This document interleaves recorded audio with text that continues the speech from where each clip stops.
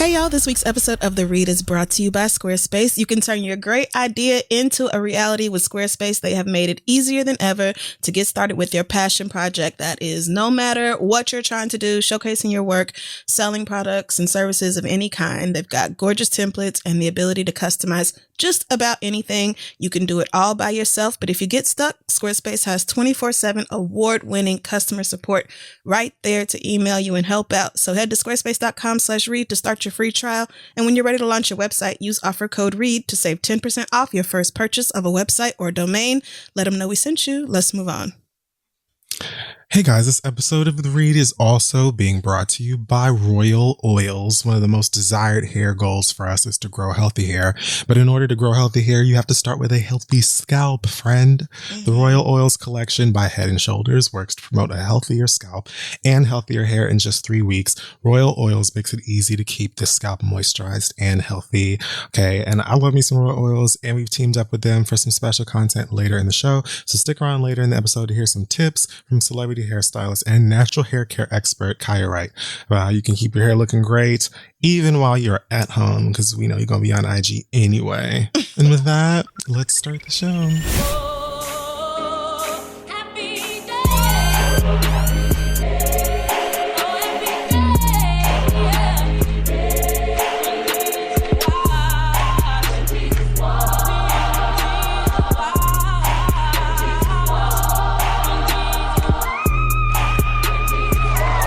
Nigga, I don't know what to do. I'm stressed as fucking. I done ate all my food. Oh, Lord. The virus still going around, and the Karens keep moving, and Trump is still a clown. Every time I'm on IG, I see a new TikTok, and that shit ain't for me. I'm going crazy. I just can't sleep. Oh, my God. Coronavirus, keep fucking with me. Oh, crazy. Yes. Will it be all right? Nigga, I don't know, so I'ma get high tonight. Wow. A fucking banger. 90s dance break. Was Oops I Did It Again was 2000. So Yeah. whatever. Y2K dance break. Yeah. Crazy was everything though. Shout out to Brittany Jean. Maybe she'll re-record this. Put your rendition on Instagram. For the Generation Z out there listening, the Y2K was a time when Lord. the girls thought that, what was it? Like that the computers couldn't process that they had only been programmed for two-digit years. So when it went to 00 for 2000, that the computers were going to think it was 1900. So it was like this mad scramble to get everything updated, which I think they actually did, which is why people kept saying Y2K was a flop. But I think they just did the job so that we didn't have a fucking crisis. Right. Computers the whole time like, these dumb motherfuckers. If I could walk, I would Terminator the whole ass planet. Like, I remember being like 12 and thinking to myself, that sounds dumb. Like, that sounds like it doesn't make sense. I can't. I remember being 17 and in high school and thinking, wow. Yeah, and at church, because my mama made me go to church for New Year's every year of my life, and thinking, okay, so is everything about to just fall apart? And no, it did not do that. It did not do that at all. Well, amen. If it were the year 2000 right now, Lord, the conspiracy theorists, there would be cults and all kinds of things going crazy. Maybe the Y2K was just on CP time. I'm drunk. So listen, welcome back, guys. Maybe we all died in 2000 and this is just some weird afterlife. Oh my gosh. Written by Ryan Murphy. Oh no. That's why Leslie Jordan is so popping on Instagram right now. I cannot. The gay agenda. Right. Well, girls, welcome back to another episode of the Read podcast. Mm-hmm. I am Malcolm Jamal Warner. That's a good one. I'll be Keisha Knight Pulliam. This is the I said that. Hey, We're back. Shout out to another the week liquor. of fun and blackness and pandemics and things of that nature. Yeah. But before we get into the meat and potatoes of our show, typically we would have black excellence here. However, I haven't chosen any. So what I'm going to do is take the black excellence to say two things. One, RIP to Miss Minnie from Little Women of Atlanta. I didn't watch the show past mostly clips that Fresh Alina would post on Instagram or other clips and memes that would make it online. So I'm well aware of Miss Minnie, Juicy, and the gang through that, that realm. She passed, I think, this last week in like a traffic accident or something. So I just wanted to say you're thought of, and prayers, love, and peace of mind to the family and friends of her, because that's unfortunate. And Lord knows we could use good news and not bad this time soon. Bad enough these crazy murder hornets or whatever the fuck are now here. See, I'm actually just not going to pay any attention to that and hope it goes away. Yeah. No, I can't handle that right now. The only other thing I wanted to say is, wow, at Don Lemon's journey. Can we just mention? Yes, let's pull over real quick. It really gags the absolute oxygen out of me when I see Don Lemon go off the way that he does with sense these days. Because I've never been a crack open, the New York Times kind of a girl. But I remember the days where Don Lemon would open his mouth, and I feel like the majority of the Black community would be like, what? Yeah. So now to see this version of him who is not only reading the right people, but doing it with a panache that I just... It's a little razzle-dazzle. I'm not mad at it. So, what, nigga? For you today, good on you. As our family in Australia... I think they say good on you. I don't know. Whatever. Okay. I don't know. I went to the liquor store and oh, Lord God. all of the Casamigos. Is George Clooney Latinx? Is he a Latino? I don't know.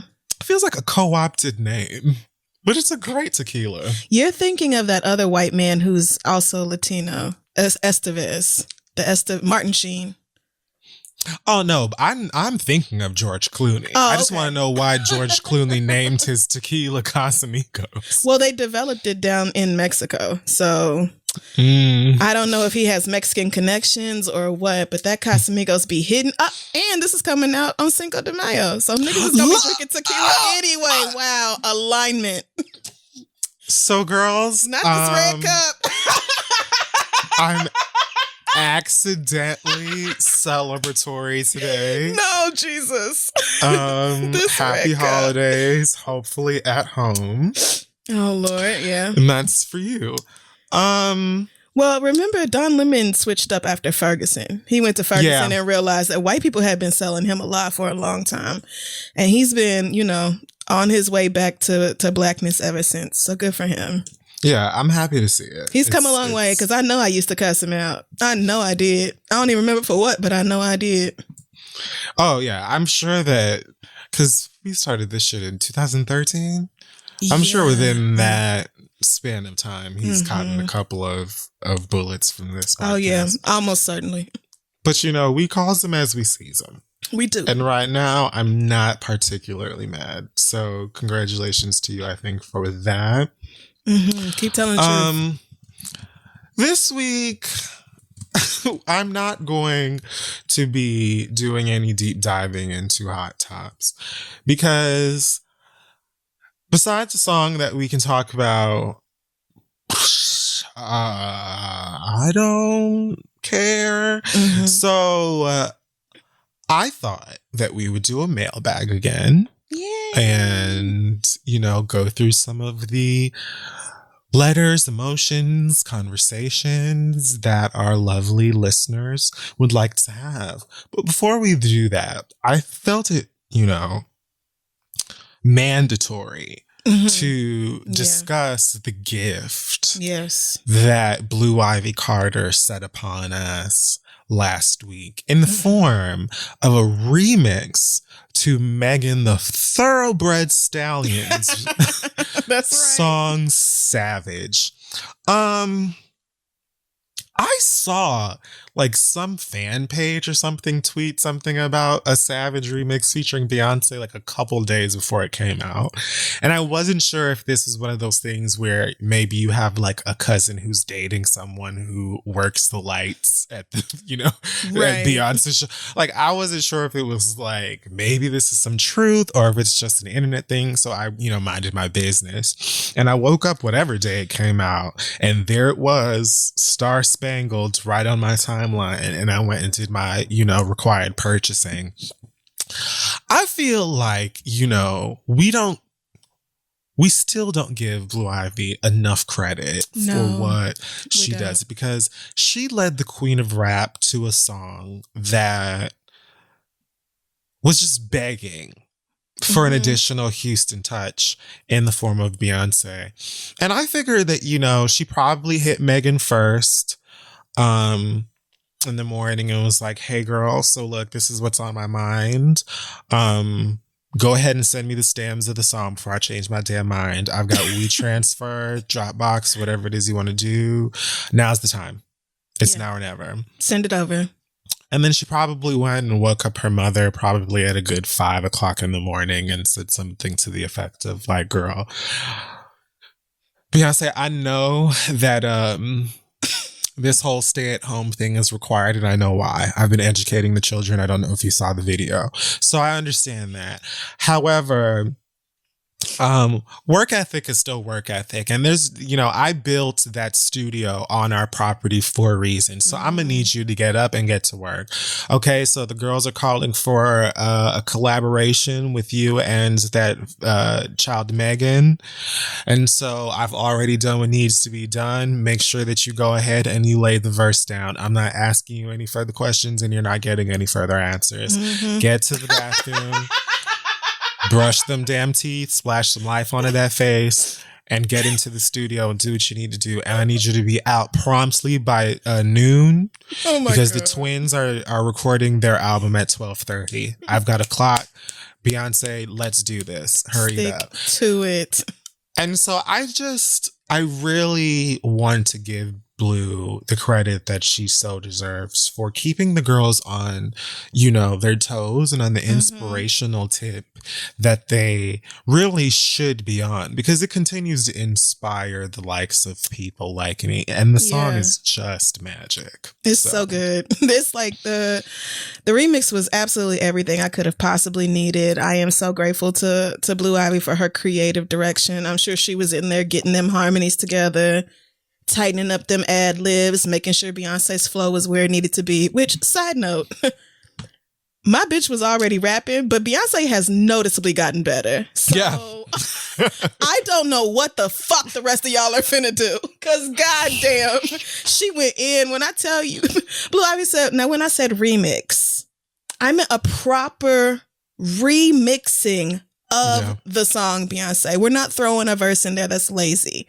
We're redoing the fucking track. We're going to extend it. Yes. We're going to extend it and add an additional verse from you. We're going to talk all of the shit. We're going to talk all of the shit. All of it. You know what I'm saying? It's imperative for you to jump out in between albums and remind these girls that you are from Houston and that they could absolutely never. And so now's the time.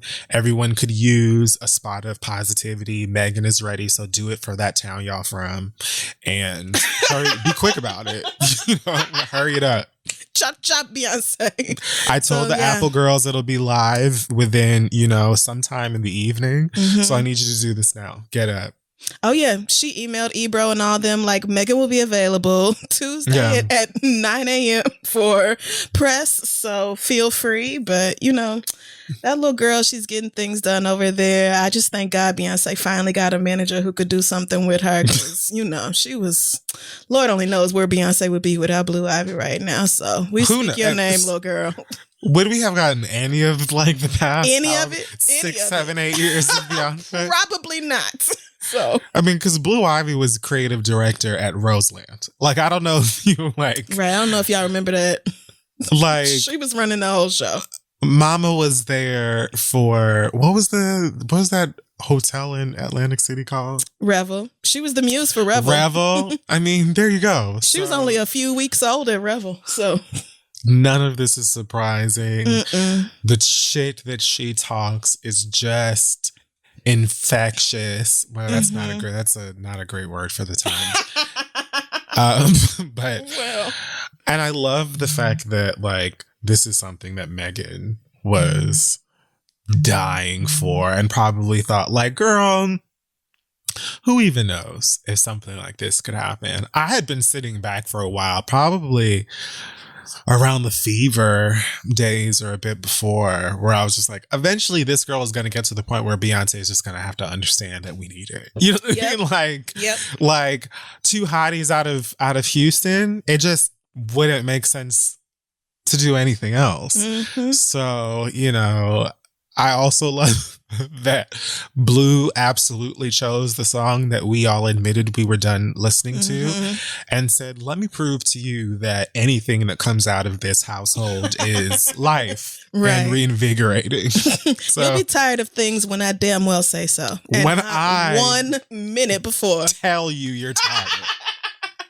I really do love it. Honestly, Houston is setting the bar as far as like fine ass talented women go. I don't see anybody else catching up here. I too knew that Beyonce was eventually going to be on the track with Megan.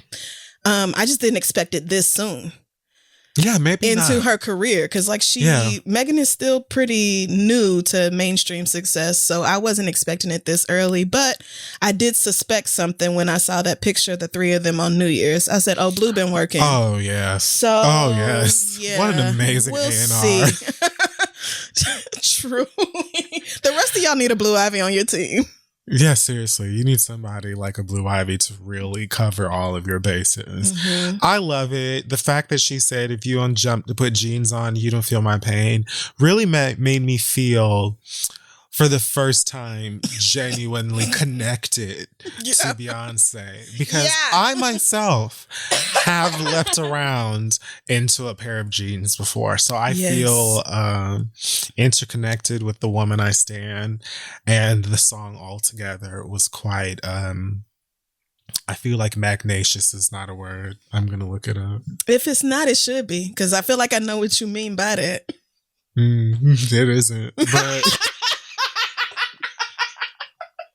But the fact is, you know what I meant by it. I do. It was so magnacious. It is now. And it was been... You know what? I was not ready. There's another remix that came out in the form of Say So with Doja Cat and Nicki Minaj. I saw some people say they wanted us to discuss that as well. Obviously, I don't stand as openly and explicitly as I do for Tina's children, but I thought that the Say So remix was also quite cute and entertaining. So there you go for that. All right. Well, I've gotten that off of my chest. Yes, me too. And so now let's get into some letters from the audience. We're going to do our typical mailbag routine here. I feel like most of the stuff I chose are actually reads, but there are some questions in here as well. That's fine. I'm sure the people do not mind. I'm sure they don't. So I'll start with one from Maleficent. Oh, Lord. Maleficent says, I'm a 30-year-old postal worker living in Brooklyn. I knew it. Oh, she's dedicating this to her white female roommate. I knew it. Uh-oh. I knew when your pasty ass pulled up into this gentrified railroad style Brooklyn apartment at the age of 20 that mommy and daddy spoiled the shit out of you. I knew when this is clearly a read. Yes. I knew when your Ursula/Vanessa looking ass started practicing your vocal skills at 10 o'clock at night, and my tired 30-year-old self had to tell you to cut it off by 7, that you had to learn to respect others. Lord. But I did not expect to have to threaten your life. When you thought that you could waltz into an apartment that houses 4 other people during a pandemic and try to tell us that your boyfriend of 3 months. Nope. Your boyfriend of 3 months was going to stay with us for 5 days before his flight to the Dominican Republic to visit his family. Mm-hmm. In all caps, she writes, "My dear sweet bitch, I have nothing for you." Not when those demon ass button eyes that your mother gave you started welling up with tears. And not when the other 2 roommates that happened to be there when you pulled up looked at me to mother you. I don't need them. I was ready. Bitch. My dear, sweet, Maddie ass bitch. Who the fuck do you think you are? When I asked if you thought my job was a joke, that our dead postal workers were just a coincidence, or if the refrigerated trucks were real, if Cuomo was making things up, and you said, "I feel fine. He feels fine. We're fine." I lost all consciousness. You didn't know I could. But I turned to that Drake ass light-skinned young man, and I said to him in Spanish, "Shame on you. Go home. And I don't ever want to see your face at this place again." And then she wrote it in Spanish, but I'm not going to disrespect y'all like that. Because I can't. "Your face told me that those bitch ass parents of yours have never ever told you no. You turned on those white privileged ass tears, and I yelled at you, 'How dare you, white woman, cry at me, bitch.'" No, you didn't. Sis. "Are you uncomfortable? Did you consider danger? Did you consider how much danger we might be in? Do you know if we have living grandparents or family in danger? We're at an epicenter of the results of misinformation. And you think you can bring another human up in here that you can't even speak to. Her Spanish is broken at best, and he doesn't speak English without asking us." What? Which I found like amazing. "Sweetie, go home. Take your stupid privileged white ass back to your wasp ass parents and infect them for raising you this way. You ran to your room, and I told you I had to yell through that door that I was calling our landlord to make sure they knew how dumb and dangerous you were behaving, girl. Oh my God. What the fuck? How dare you? I'm too old for this shit. A tired ass essential worker. Maleficent." So, well, some of y'all who are, sharing a residence with people are acting like you don't, I guess. And I love that she pointed out that there are 4 other people in this place in Brooklyn, aside from this white girl who tried to move in her, 3-month boyfriend. So, guys, I know that a lot of the girls are having, play dates again and, roller skating together through the streets or whatever, but Corona is still having a blast out here. So it is. If you're sharing a space with someone, the very least, I'm talking about bare minimum that you could do if you're trying or thinking to bring someone around, even for an hour, is be like, "Hey, this is what kind of time I'm on. What does everyone think?" Since literally it's mo niggas in here on the opposite side of what I want to do than me. Like, so many other people that could possibly become infected and then infect others, because that's how infections work. Like, if you're not thinking about that, then maybe don't ever leave your damn house and don't talk to nobody. Oh man, I feel for her, because it's bad enough living in the epicenter of the fucking outbreak. That's bad and stressful enough. But to have to go outside and work every fucking day to see what the virus is doing to people, and then come home and be disrespected by a white woman on top of that, it's too much. It's too much. I'm shocked you didn't put hands on her. So she said you look like Ursula and Vanessa. Now, Vanessa see, how is it both? Vanessa being the white woman that Ursula turned into to seduce that prince. Right. I love the fact that you've been dating this Dominican guy for 3 months, can barely speak to him, and brought him over for all of 5 minutes, and your roommate cussed him the fuck out in his native tongue. Right. Like, that's embarrassing, sis. In my mind, he went to the girl writing this email. It was just like, girl, can you please tell her I don't even want to do this shit? Because, like, I don't know. I don't know what makes her feel like I want to be here. I have a place to go to and family and stuff that don't even care about this girl. So can you please let her know that I'm leaving? But anyways, I don't know what y'all be going through. Yeah, no, it's entirely too much. And that reminds me, somebody emailed us and said that essential workers in New York City are eligible for this. There's a network that provides free counseling services for... Oh, yeah, I heard about that. Yeah, every essential worker in the city. Go to nyccovidcare.org/request to learn more about that. Hopefully that can work out for you, because I would definitely need some fucking therapy if I had to deal with white people right now. It's too much. The whistle blower. Oh, no. Are they back? They're back with a vengeance, you might say. And they've been going off the past few days.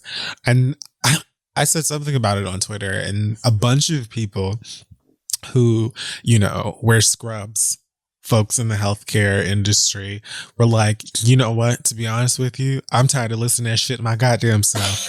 Because these motherfuckers be banging pots and pans and cowbells and whistles and all kinds of shit, horns, and then still be out frolicking around in the streets, coughing in each other's throats. Like, there's no virus going on. So what are you really trying to cheer me on for, bitch? If you want to really make me feel great, stay your motherfucking ass at the house, please, Karen. Please.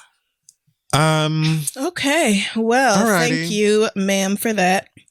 Our next question comes from Margot, who says, please give me a fake name because a lot of people I know listen to this show and weren't invited to my wedding. So, thanks, guys. Thank you. Thank you for that heads up, Margot. She says, my fiance and I were supposed to get married in May, and when COVID started to pick up in March, our wedding vendors let us rebook for August. It was shitty, but it made sense. I'm in grad school, so the wedding has to be before the fall semester starts. In March, we thought there was no way coronavirus would be that intense in August, but here we are entering May, and Trump is suggesting that people drink bleach.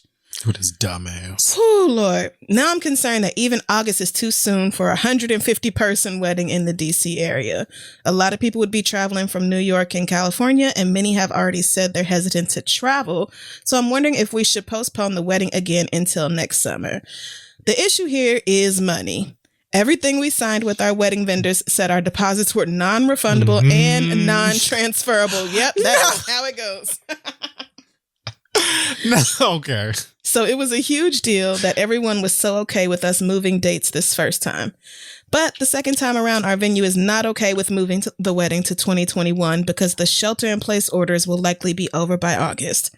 If we cancel or move it to next year anyway, we'll lose the $4,000 we've already paid. Whew, my God. And have to rebook the venue with next year's rates or find a new spot. The thought of losing $4,000 makes us sick. I can't say I would jump for joy. What would y'all do? Would you have the ceremony this year and know that a lot of people might not come, or hold off for another year but lose thousands of dollars? I know we can still get legally married this year, but we've been talking for years about having everyone we love in one place for the ceremony. Would appreciate your thoughts. Thanks, Margot. Well, I'm someone who, if I'm ever married, I don't really care about the wedding, if I have one at all. So I don't think that if it were me, I would give a shit when we do it. I think, though, that I would probably holler at these vendors or whoever it is you just named that are talking about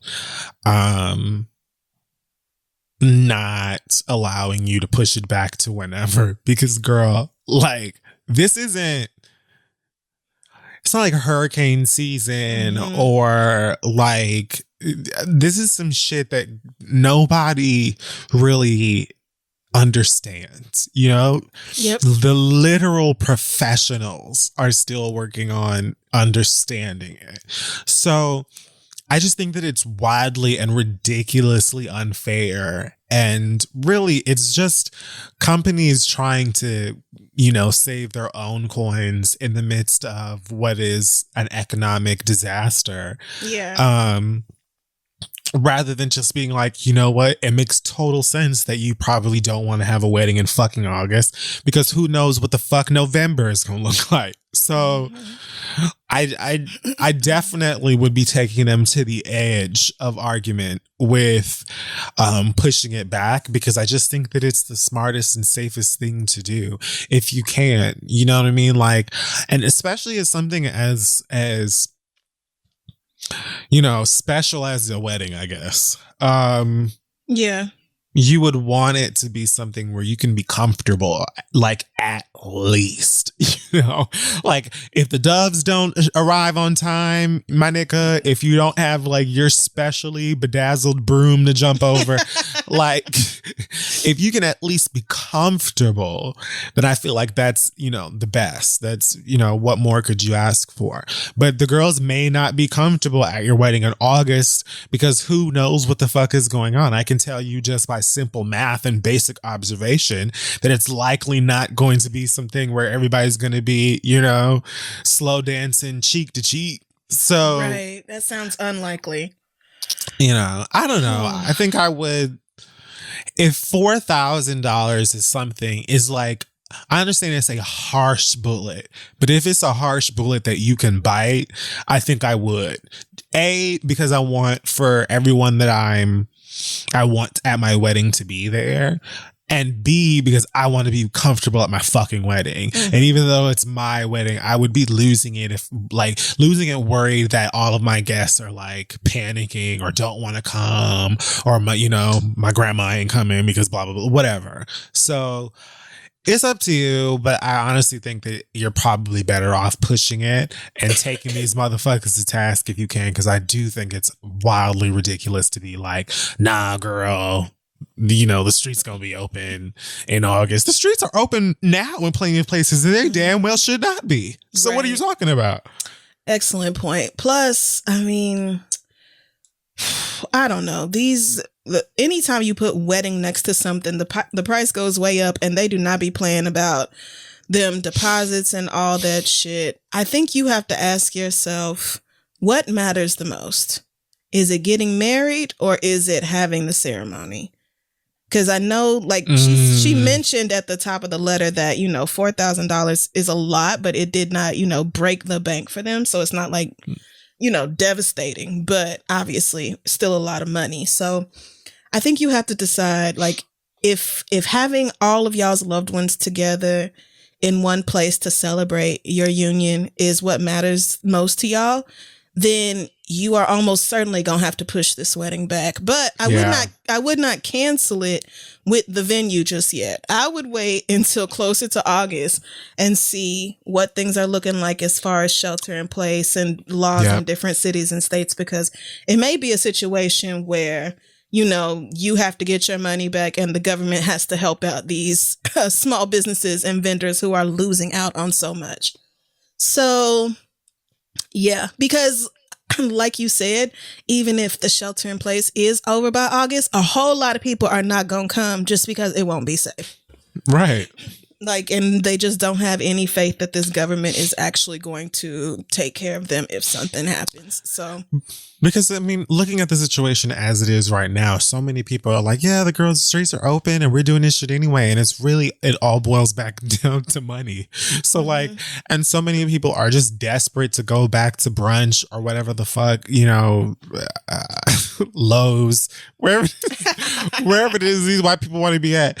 And so it's like, no, a lot of people are just completely ignoring what is the smart and safe thing to do, because they either just want to go back to their normal routine because they can't handle the cabin fever, or more than that, they just want to keep making more money, even when they could do without a little bit of income for a couple of months. So like, I mean, I think that you just hit the nail on the head when you said, like, what do you want more, the marriage or the Right. ceremony? Because you could absolutely have, a very small, intimate thing with you, your fiance, and whoever is getting you married, and then have the ceremony later. If that means that you're going to take, a hit financially, coronavirus is literally hitting everybody. That's what it's doing. Yeah. That's the problem with the virus. She's smacking the shit out of everybody. Everybody is taking losses in this situation, whether you want to believe it or not. So if yours is 4,000, I'm so sorry to hear it, girl. The GoFundMe's are popping up all over the place. Do what you want to do. But yeah, Crystal is right. You're better off, I think, pushing it back if you want for everybody to be there and be there comfortably. Right.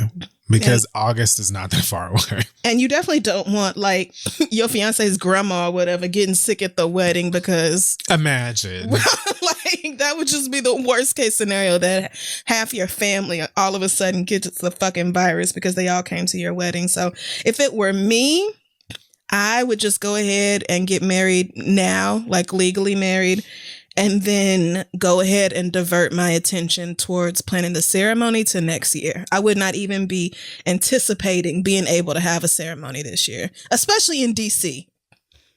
It's just too many people. It's too small of a space. It's right next to New York. It's just too much going on. So best of luck to you, though, because I know it's hard, but, hard times.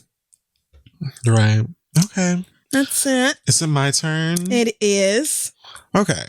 This is also a read. It comes from Kelsey. Sidebar, Crystal has said this before a million times. I'm just going to repeat it because I usually don't have to.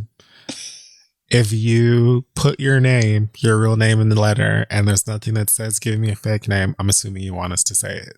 So remember this that. comes... all of this one particularly, I don't understand why they would want to keep it a secret, but whatever. Kelsey says, this is a read/lesson/PSA to all the men that are attempting to sext me during quarantine, and really anytime. I am not here just for your pleasure and enjoyment. I'm also trying to get off over here. That means I need build up. Your first text to me cannot be, quote, I'm going to rip off your clothes, smack your ass, and go down on your pussy until you come. I need you to seduce me. I need a little foreplay. Also, it is unacceptable to not reciprocate exchanging photos. Okay? I need to feel like you have just as much skin in this game as I do, nigga. Oh, wow. Finally, if you are just meeting me on one of these dating apps, try to at least show some interest in getting to know me as a person before you ask how I like to be eaten out. Oh my God. Jesus. Thank you for all that you guys do, and thank you for maintaining excellent sound quality. Thanks, Kelsey. So I really enjoyed this one because it was so succinct, and I felt like it hit on some points that needed to be spoken about. Mm-hmm. It was just that, like, hey, if we're doing this sexting digital fucking situation, however it is you get yours, keep in mind that there are two sides to this. Mm-hmm. And if you're, a man dealing with women, surprise, like, they enjoy this stuff too and also have sexual desires and urges, and they're not just this cum bank that you go to like get off. God. Like, unless they want to be. I know that there are kinks of that, but like, OnlyFans is right there. I'm just saying, I thought that this point brought up some excellent stuff, as well as the reciprocation of the photographs. 1 for 1, 2 for 2. Let's be fair here. Mm-hmm. Yeah, I can't imagine. Like, I'm not going to send you nudes if I feel uncomfortable about the whole situation, like whether you're going to be sending them back or whether your energy is going to be off or any of that shit. Like, right. Yeah, I feel for people trying to date right now because it has got to be hell to try to go on Zoom dates. Have you heard of this? People are Zoom dating. Like, it just sounds like no to me. Like, I would just be super frustrated if I got to know somebody and couldn't ever actually see them. So But, I mean, there's that. And then there's also like the pandemic is not stopping men from being men. They are still fully trash. So y'all dealing with a lot. And God bless you. Yeah, true. So let's see. Is it my turn? It is. Yeah. Oh, there's a quick question here before I do the real one for you. And it says, does Link go nuts when Heidi does that whistle through her gap on Drag Race? Because my little bitch is on high alert when it happens. That is so fucking funny. Actually, she doesn't go crazy, but she is always very aware of it. Whenever and it has made me laugh every single time, because whenever she does that whistle thing through her gap or whatever. By the way, Heidi is my favorite contestant or queen or whatever of the season. She's effortlessly funny and I just really love her. But yeah, whenever she does that shit, Link is like, who the fuck is calling me? She be looking up at the TV like, do I hear a cousin? What? And I think that I feel like she understands TV, because she will literally sit there and watch shows. And she also, like, sometimes if I'm watching something and she's over it, she'll just literally come and sit right in front of my face and like be like, we're done. So I think that she like will hear it at first and be like, is somebody fucking with me? And then she'll see it's coming from the TV and be like, girl, it's his gay shit. You in that magic box again. So yes, she definitely does. And then I died laughing because Heidi posted some clip where she's doing it like a couple weeks ago, maybe. And I saw someone else in the caption talking about how their dog goes crazy whenever she does that shit. And so I just imagine that anybody who has a dog that also watches Drag Race has probably got a pet that's like, girl, turn it off. I thought we were going outside. Oh man, that's real. Thank you, Melissa, for that question. I have another one here from Janet, who says, here it goes. I moved into a new apartment in the Heights with a brand new roommate that I did not know before I moved in on March 1st. I was not in the apartment much for the first week and a half because I was celebrating a birthday, but as soon as the pandemic hit, my butt was in the house. I had to get to know my roommate fairly quickly since she wasn't an essential worker, and it is a very small 2-bedroom apartment. I had my dick appointment over twice, and after the last time, my roommate kindly told me that she did not feel comfortable with him coming over because she has asthma, and I respected it. Period. I told him that he could not come over. Fast forward to today, the pandemic is still very real. However, my roommate has casually dropped in conversation that she went to visit her man and also went to a 6-person birthday party last Monday. For some reason, it's making me question her, saying that she felt uncomfortable with me having my dick appointment come over. While I respect the fact that this is just as much her house as it is mine and we all should be social distancing, I just want to know, am I wrong to feel some type of way or am I being very insensitive? Thanks, Janet. What? Yeah, like if you told me that my dick can't come over because, you have asthma and you really don't want to get sick and all that. And I'm like, cool. But then I find out that you going out gallivanting with your friends and your man and birthday parties and all that. Bitch, guess who's coming over? My dick. Like the whole, I have asthma, so don't bring people over here excuse, that flies right out the window when you going out and doing whatever it is you feel like doing. So no, I don't think you are being insensitive at all. Yeah, she didn't say anything about saying that to her, did she? Well, she's saying it's making her question the whole, oh, I'm uncomfortable with your dick appointment coming over because... Yeah, but she hasn't spoken to her directly and said what you basically I don't think so. Said. Yeah, no, I don't think she's had a conversation with her at all. I feel like that would be the answer. I don't think that I would warn her. Maybe, because again, you trying to respect the fact that it's her house too, and whatnot. But I'm definitely getting fucked, and I'm definitely going to let you know if you continue to have a problem with it, that your own actions don't reflect someone that I would consider to be concerned with their wealth, especially as someone who has asthma. So if you are going out and exposing yourself to the possibility of contracting this virus with asthma. And then I don't see how that is any different than me bringing the one person that I know and trust over here to give me the sexual pleasure that I need. You know what I mean? Like, so I totally agree. She just lost me at the whole, yeah, but I'm going to 6-person birthdays and hang out with my man. Like, just going biking on one bike out of, you know what I'm saying? Sharing a sidecar. No, girl, like, it'd be one thing if you're living inside of a plastic bubble at the house and you never go outside. You don't even care about getting the mail because you're just that deep into it. That I would totally respect. But if you're going out and doing whatever the fuck, you're going out and do whatever the fuck you want to do, then I should be permitted to have someone come in and do what they need to do as well. Get you a mask. You know what I'm saying? I can even, if you would like, give you the hour and range of time that he will likely be here so you can be as far away as possible. You know what I'm saying? On your side of the apartment, locked in your room, put a little towel under the door if you want to be really careful. It's not weed, nigga. But if you think I'm not getting fucked while you are out here going to bat mitzvahs, bitch, you lost me. That's not how that works, sis. Something along those lines would have to be what I tell her. So, oh man, I'm thinking about it. And yeah, you're not going to tell me that you have asthma and we all need to be safe and then going out and doing your own thing.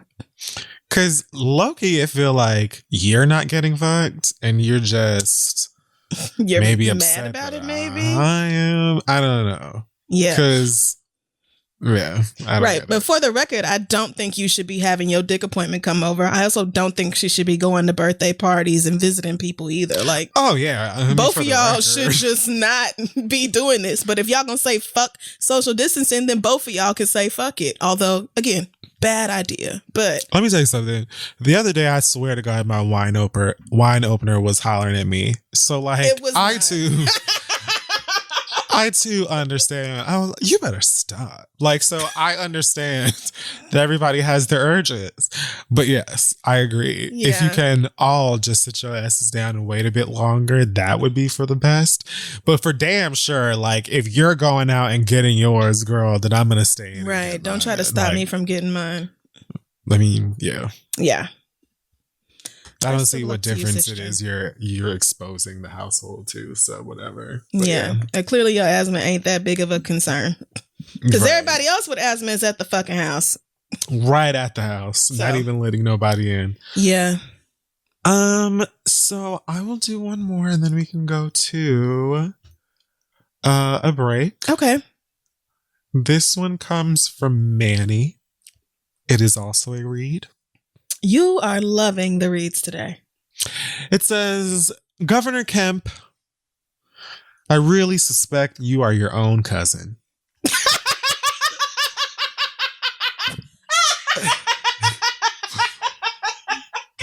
it.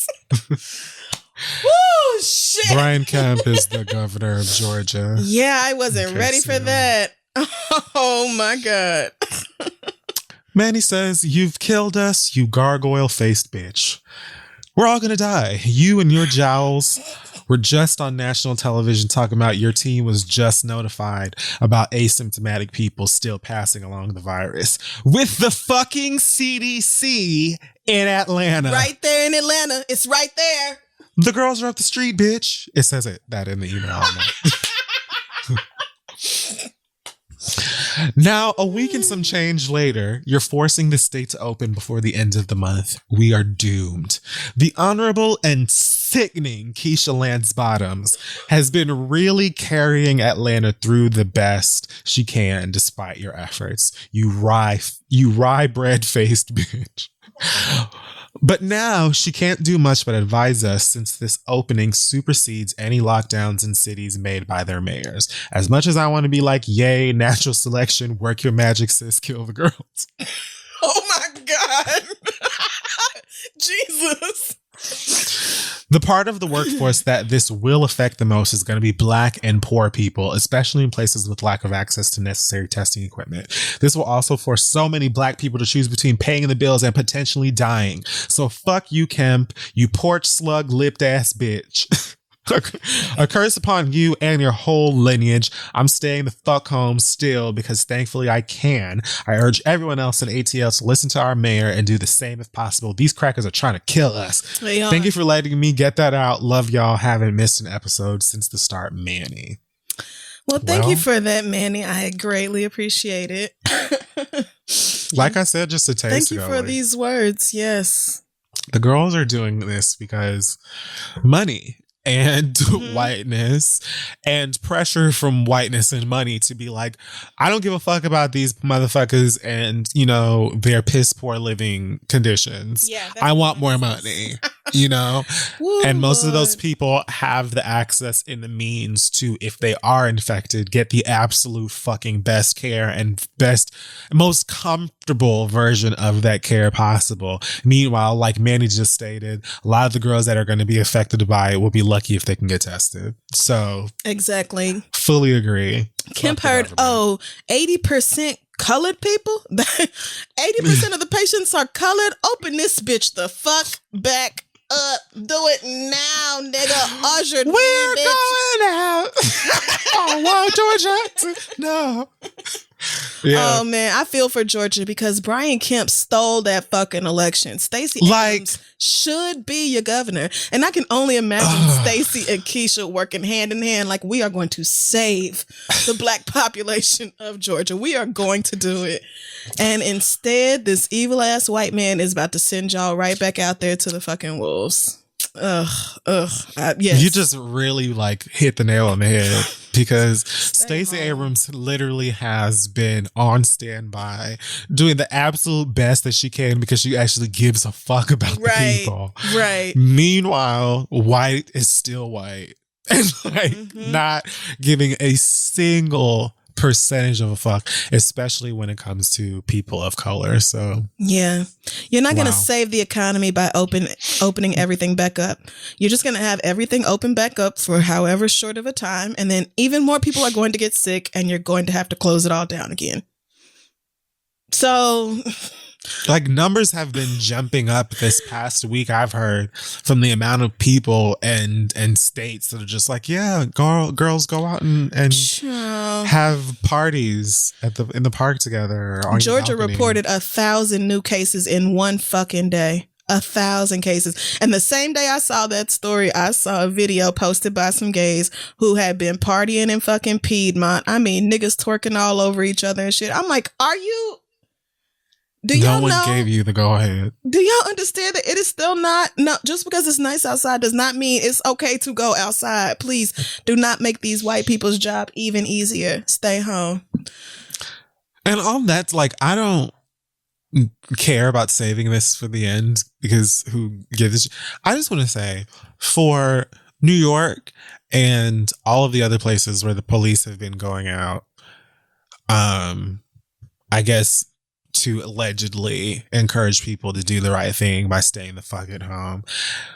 Let this be another example about what we say when we say Black Lives Matter before you talk to us about blue or indigo or purple lives. Because, bitch, the way that y'all were out handing out masks and handshakes and daps to these white fucking people at the pier, picnicking, definitely not 5-6 feet apart from each other, having a good old blast, but out here tackling and putting your knees to the backs of black folk in Brooklyn, chasing black folk out of the goddamn street for just also trying to go outside and get some fucking air and let the fucking light. And mind you, again, like you're talking about, in certain areas, motherfuckers may not have the most comfortable situations inside with the weather going up, like with the temperature going up. Not everybody got a fan, AC or any of that other shit. So if it gets a little bit warmer inside, motherfucker, and you've been inside for months already at a time, you might want to go out and at least go for a walk with your mask on and shit. Nope. But all police think when they see groups of black people coming together, it's threat. Let me beat the fuck out of these niggas. Let me start, macing and doing all of the extreme shit because fuck these black bodies. Don't nobody give a fuck about them and never will give a fuck about them at all anyway. White people do the same shit, not even going for walks, out here clinking glasses of fucking Prosecco together and shit out on the pier. And you're out there basically giving them hugs and making out. So like the next time that you think with your audacious ass minds and nerve to talk about blue lives or any other color lives when we talk about black ones, think about this shit, because if ever there was a time to whoop a white person's ass in the street too, it is this one. Girl, like what more does coronavirus have to do for you to understand that she's a bad bitch and she don't care? What, like She's 1,000 cases in a day. She's willing to do Mama's not playing. She's not a game. Like she dead ass means it. She will come for you, and if she don't kill you, you will kill somebody else by way of her. What more needs to be said? And y'all just out here treating white people with any kind. White people out here spitting in cops' faces, running up on them, talking about the lockdown as slavery. Because again, I have tried to tell y'all that these Caucasoids want to be fucking Amistad. They want to be like they need to be oppressed. Slave. And so I don't understand it, but what I'm really sickened and tired and annoyed of is not just the familiar and still disgusting rhetoric and narrative and behavior from the police force in this country, but the fact that there is a global pandemic that is still claiming thousands of lives constantly, and y'all are out here still terrorizing the fuck out of the black people and giving white folk hugs, and then want to act like, oh, we don't even know what you're talking about. Suck balls. Anyways, that's right. That. And I think we can take a break now if you're ready. All right. Yeah, let's do it. And we'll be right back. Hey guys, so look, we know you've been spending a lot of time at home. If you have an idea of anything, maybe some, funny stuff going on in a relationship or something hilarious that your baby did, or, the easiest ways to make a fashionable mask, whatever is going through your mind in this quarantine time could probably be a great website online by way of Squarespace, because they make it incredibly easy to launch any passionate project that you have, whether it's a new business or just some place to showcase your work or publish a blog or sell things. It's really, really easy. And you don't have to worry about what your website is going to look like, because they got all kinds of different templates for all kinds of different needs. So you can pretty much guarantee that you're going to get a good looking, great behaving website. Not to mention they've got an e-commerce functionality. If you're trying to sell anything, it's optimized for mobile right out of the box. So you don't have to worry about whether or not it's going to work on a phone or an iPad or something like that. Plus, buying domains is simple with Squarespace, and they've got a 24/7 award-winning customer support. So if you do get confused, when again, it's pretty easy, but even if you do, they've got someone all the time who's ready and willing to help you. So go to squarespace.com/read for a free trial. And when you're ready to launch, use the offer code READ to save 10% off of your first purchase of a website or a domain. That's squarespace.com/read, offer code READ. Let them know we sent you, and let's move on. Okay, guys, so we're back. And we've got some more letters from you, the public. Some reads and some questions. I'm going to keep the listener letters going here. I think it's my turn, right? Yeah. Okay. So this letter comes from Matt, who says, I'm a gay man living in New York City with my fiance. My partner, who is for all intents and purposes the love of my entire life. Oh, girl. So sweet. Yeah. Recently completed medical school and is currently in residency at a local hospital at what is obviously the worst time in human history. Typically, he and I have a vibrant sex life. Okay. With the coronavirus pandemic hitting NYC so strongly, he is still working roughly 80 hours a week, and I feel so bad for him because it is starting to really wear him down. With everything going on, it appears that he has developed a more intense sexual appetite. My fiance, who is typically pretty plain in bed, now wants to explore a host of fetishes, including BDSM. The issue is that because he's working so closely with many confirmed and suspected coronavirus patients, it makes me hesitant to want to have sex with him. A couple times since the pandemic has started, I have faked wanting to have sex because, let's be real, he deserves it. But I love that. But I am starting to find that sex with him impacts my mental health and anxiety. I really am worried about my physical health generally and typically only leave the house for food. Real. While I love my man dearly and never want to leave him without the nut that he deserves, I am really nervous about fucking him during this crisis. Am I trash for not wanting to fuck him until the smoke clears? Should I communicate this? Should I just take one for the team and keep giving him this ass since he's out here saving America? Thanks, Matt. Matt, I think that's a very fair question. A lot of people are, just as horny as they ever are, if not way more these days. And I respect the fact that you're like, no, he deserves this ass. So, like, I got to do this for him. I'm just trying to get in the mood. Right. I don't know this man, but I feel like sex is the best when both partners are having a good time. Like, I'm someone who's wholly more turned on if the person I'm having sex with is enjoying it. You know what I'm saying? If you seem bored, I don't want to do this. You can literally go home. Immediately out of it. So I don't know, you know what I mean, how you guys' sex life works out. But even aside from that, you're just trying to do what is going to make you feel the most comfortable as well as safe. You know what I mean? It's like, I don't know how worth it sex is if you're going to spend however long after, he gets his nut worrying about whether or not you got a virus and, you know what I'm saying, drinking a whole ass bottle of Braggs apple cider vinegar today. You know what I'm saying? Like, I don't know if it's worth it. And if he's, really in the industry that you say he's in and doing the work that he's in, I can't imagine that he would not understand it. Niggas are still going to be niggas. So I can't say that, you're wrong for, questioning or having concern in that matter. But I just think that, like, if you're feeling like I think it's best that I just put a hold on this for a while longer until it feels safer. Then I just think that that's something that you should do and that he should respect it. Like, nigga, like, working that closely with what's going on, you gotta understand why someone would be like, maybe let's FaceTime and do a little something freaky on there. Yeah.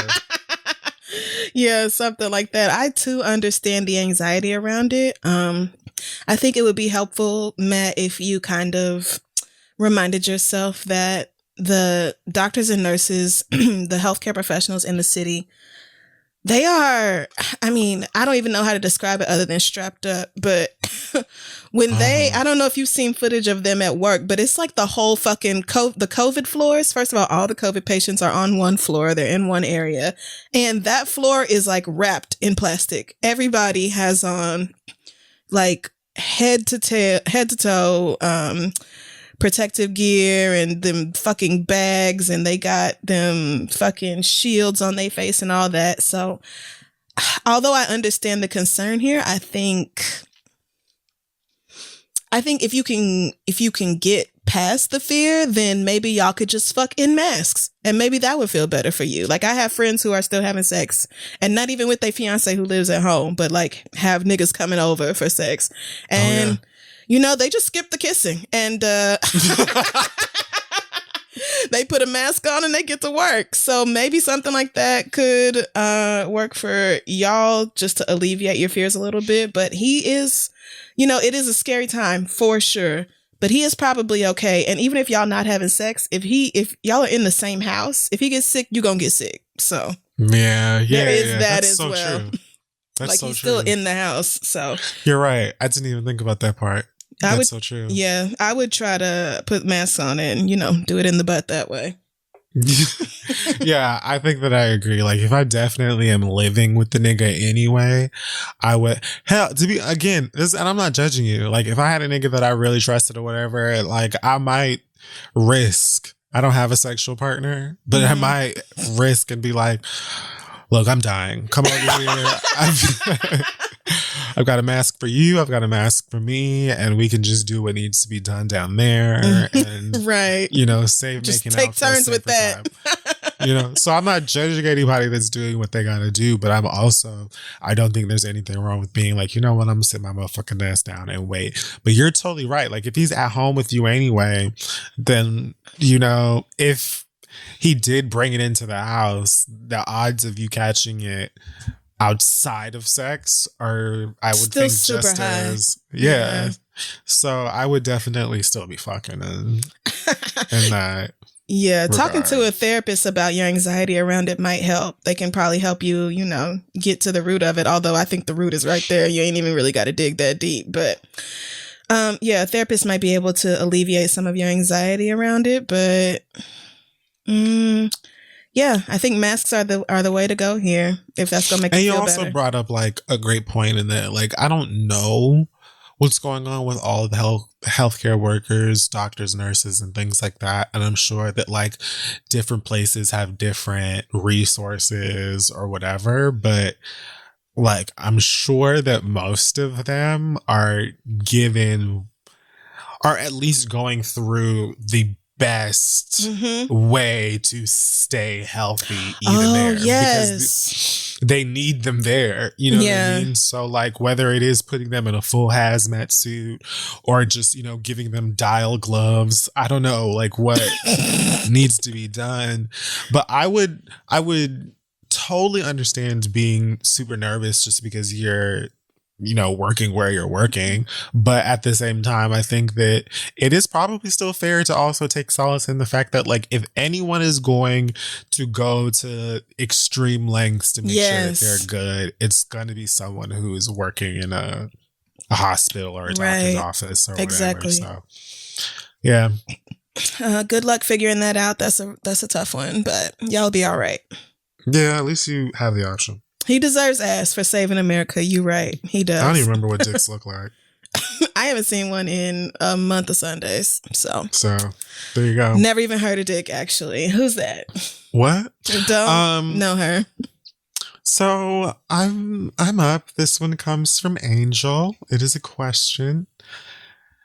It's a bit lengthy. I edited the best I could though. So okay.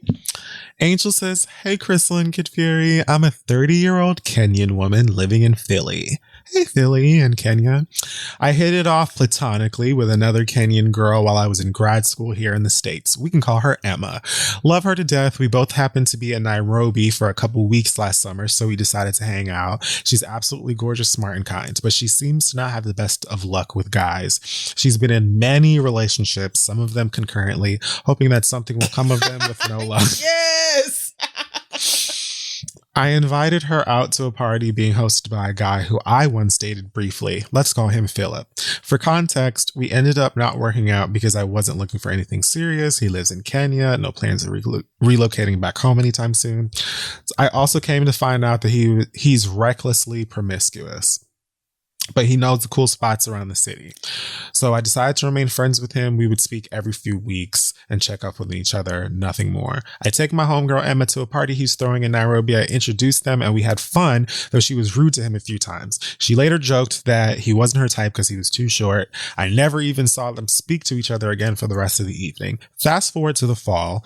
We were both back in the States and she hit me up out of the blue saying she wanted me to tell her everything I knew about Philip. Turns out, a few days after I had introduced them, they met again at a club. Apparently, sparks flew very quickly, and she claims that they drunkenly made out and spent time together. She left for the States a few days after, and in a twist of events, she says they are now officially an item, and she's actively working towards getting him a visa to come live with her in the States so they can start their lives together. Good luck with that. What? Okay. I was happy that she was happy, but there was way too much for me to just play along. Firstly, she had been around him for all of a week. Secondly, this man had apparently completely neglected to tell her that we had actually dated. Thirdly, he also has a history of reckless behavior, sexually, financially, legally, etc., that she knew nothing about. Philip had also not reached out to me either. I told her everything I knew because I wanted to be a good friend. She seemed completely unfazed by the information I shared. Last month, she reached out saying that their relationship had gotten rocky and she was blaming it on her bad luck with relationships. She described patterns of emotional abusiveness from him and a general lack of seriousness. He would apparently say mean things to her until she cried. She was all cried out and then reached back out days later. Jesus. All her friends and family strongly disapprove, but she's ready to die on that hill regardless. She's already begun filing immigration paperwork with him. Her plan is for him to have moved to the U.S. by the end of the year. She thinks that living... Will Trump even let him? Absolutely not. Trump She is barely thinks that- letting white people over here. Okay. She thinks that living together will bring back the sparks that first brought them together. Oh my God. She's an amazing person. I can't bear to see her heartbroken. She's been through a lot, and I know full well that she will be back on the phone crying to me if things go badly. She makes a lot of money and is even in the process of getting a new place in preparation for his arrival. No, girl. She knows he ain't got no job. Everything in me is telling me that she is going to get left looking a damn fool, but I don't know how to intervene. Help, what do I do? That's from Angel. Well, Angel, you're a good friend and you're asking what to do, but you've already given her the fucking parachute. She is the one who insists on jumping out this bitch without cutting it on. She is the one who's like, I really don't need the backpack. I'm just going to pray about it and I think I'll be fine. Like, you have already given her the ultimate heads up. And then he turned around and was the asshole that you said he would be. And she's still like, oh, somehow this is my fault. No, girl, I told you that nigga wasn't shit. He ain't shit. He is really not shit for real. He been ain't shit. It don't have nothing to do with you. So please cut your emotional losses now and leave this motherfucker alone. That visa thing, no, girl, that's not happening. It is no, I'm so sorry. That is not happening this year, especially if you just now trying to get the paperwork filed and all that. Oh, she can go ahead and let that go. And honestly, that's probably God looking out for her ass, because the last thing she needs is this man to come over here, spend up all her money, drive her crazy in America, get somebody pregnant. It could be anything. So I understand your concern. I really do. I would be concerned too. But all you can say is, girl, it's not you. He is not shit. He is not shit, sis. And this ain't it. You see how he's been disrespecting you, talking to you crazy, being verbally and emotionally abusive. That's only going to get worse when he's in your house. But you can't make her do nothing. Right. You can't make her do shit, unfortunately. And her, allegedly making a lot of money and, going to get a new home and all that stuff leads me to believe that she's at least within an age range where if you are saying these things to her and she's experiencing them, at that point, it's a ball in her court and there's nothing else that you can do. You know what I'm saying? Unfortunately, when you're like stupid in love, there isn't really much that anybody can say that is going to get you to snap out of it. You got to get, struck on your own ass, basically, and like really feel that shit to be like, I can't fucking deal with this shit. I think what I would say to her is like, okay, how trash that nigga makes you feel when he's in Kenya or wherever, right? Now imagine how trash you're going to feel when you give that nigga the opportunity to come over here for whatever fuck ass reason he wants to live in America. Right. And then he's running around, you know what I'm saying, in your city with your money, doing whatever the fuck he wants to do after you got him this visa and do all like, you're going to feel like big time garbage. When that nigga is playing you in the States. He's not going to come over here and then all of a sudden understand your worth. He knows what your worth is now because he's using it as a way for him to get whatever the fuck it is that he wants. Mm-hmm. Even if it is just like outside of a visa and et cetera, et cetera. Even if it is just like the comfort of a woman who gives a fuck about you, because that's big time, like a thing for a lot of people. Like a lot of people just like to, siphon care and comfort out of people that they date have no plans of reciprocating it and truly don't even give a fuck about you. They just want someone who's going to cook them some dinner, someone who's going to rub the back of their head after sex, and all these other things that you may attribute to a relationship, but they're just calling perks. So right, like and they don't you're have no problem using you at all. Like it's not something that they don't, because some niggas ain't shit, but like, they need for someone to, smack the truth into them and be like, you're acting like a dickhead. And maybe they will admit it. But some niggas like blatantly understand that they are using you for whatever the fuck reason because they get comfort, protection, what's the word I'm looking for? Money, emotional support, money, somebody to text, somebody to spend time with. Like it's a million different reasons. Yes, you could be a sanctuary for that nigga and his feelings, but not one that he deserves. He does not deserve you. Sanctuary was the word. Yeah, and either way, whether it's intentional or it's something that you just don't know you're doing because you ain't shit and no one ever told you how to be a good person, then it's still bad. You know, it's still trash and you should be exiting either way. But like, I would say that this nigga absolutely knows what the fuck he's doing. Mm-hmm. And I would try to be like, girl, you're going to really hate everything if that nigga starts playing these games over here.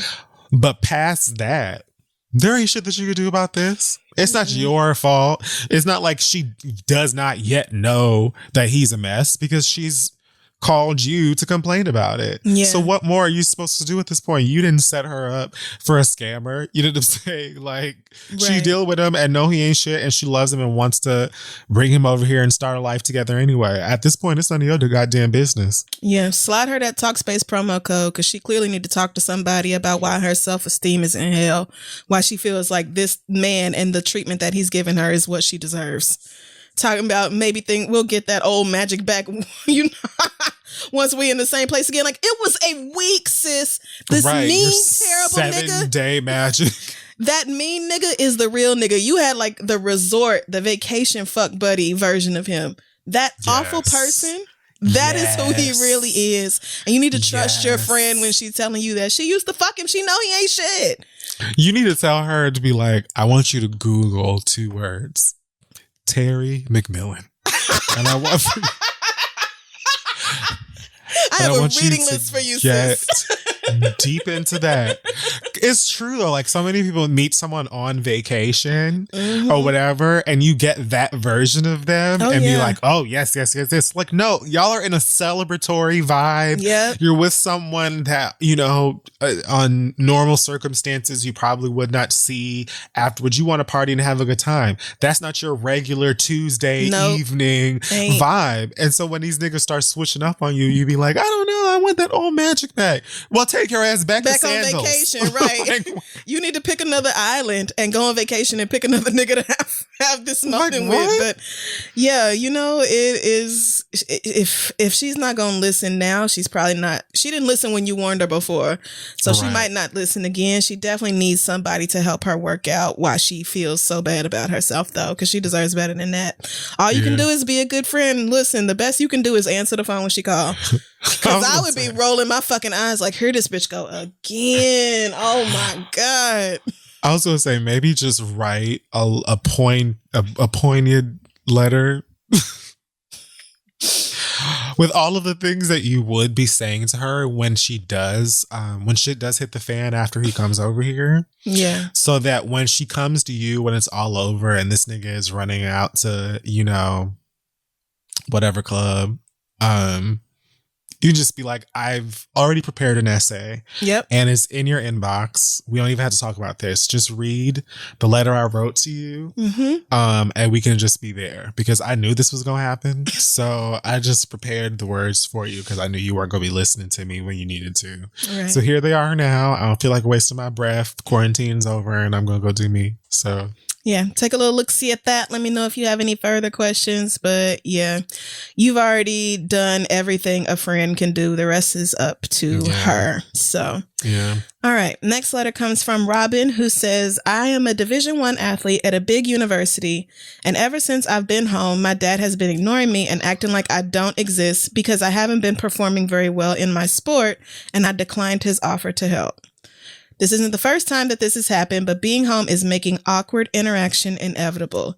He jokes around with the other members of our family, but when I try to start a conversation, I get one-word responses or no response at all. As a result, I've locked myself in my room, only coming out to work out and get food when he's not there. I was in season when the NCAA canceled the rest of our schedule. We were in school, traveling around the country, and playing 5 games every weekend.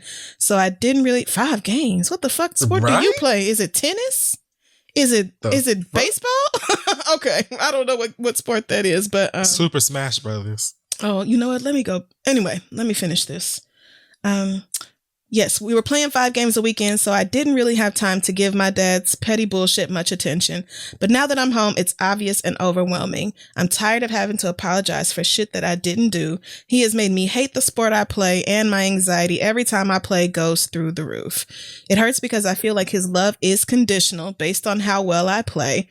He's a fair weather fan and takes this sport shit way too seriously. He never asked me about how I'm doing in school or what's going on in my life beyond games and practice. I've told him before that I just want him to watch me play and support me no matter what, and since then he has not come to any of my games.